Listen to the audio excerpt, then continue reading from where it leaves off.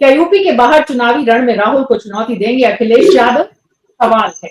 हरियाणा महाराष्ट्र में अखिलेश ठोकेंगे चुनावी ताल, क्या है समाजवादी पार्टी का प्लान? सवाल ये भी है कि कांग्रेस पार्टी हरियाणा महाराष्ट्र झारखंड में कांग्रेस के साथ चुनाव लड़ने देगी समाजवादी पार्टी को, क्योंकि उत्तर प्रदेश की सीमाओं से बाहर क्या यूपी के बाहर कांग्रेस से अलग रहा खोज रहे हैं अखिलेश यादव? क्या राष्ट्रीय स्तर पर अपनी पहचान बनाने की तैयारी कर रहे हैं अखिलेश यादव? और ये क्या मुमकिन भी है जम्मू कश्मीर के मुस्लिम मतदाताओं पर भी अखिलेश की नजर? क्या डील होगी? क्या यूपी के बाहर चुनावी रण में राहुल को चुनौती दे पाएंगे अखिलेश यादव? अशोक तिवारी जी हमारे सहयोगी इस वक्त हमारे साथ है। अशोक जी, इस वक्त की स्थिति जो है क्या बता?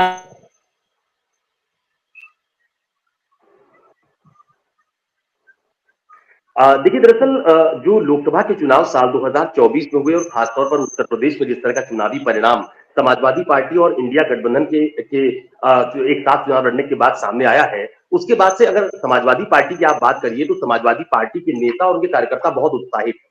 उसकी बड़ी वजह भी है। दरअसल अभी तक के जितने भी लोकसभा के चुनाव हुए हैं उसमें अब तक का सबसे शानदार प्रदर्शन समाजवादी पार्टी ने खासतौर पर उत्तर प्रदेश में किया है। पिछली बार 5 सीटों पर समाजवादी पार्टी जीती थी और इस बार वो 37 सीटों पर चुनाव जीती है। तो आप समझ सकते हैं कि 5 सीटों से लेकर 37 सीटों तक का जो सफर समाजवादी पार्टी का है वो बहुत बड़ा है, अंतर बहुत ज्यादा है, लिहाजा अखिलेश यादव भी बहुत ज्यादा उत्साहित है।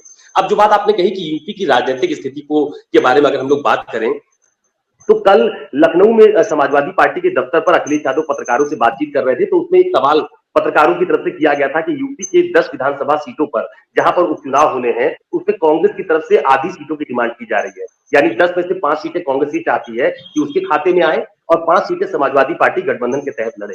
तो उसका एक बड़ा आप कह सकते हैं कि मुस्कुराता हुआ जवाब अखिलेश यादव ने कल दिया था और ये कहा था कि 50-50 तो बिस्किट होता है, राजनीति पे 50-50 नहीं होता है।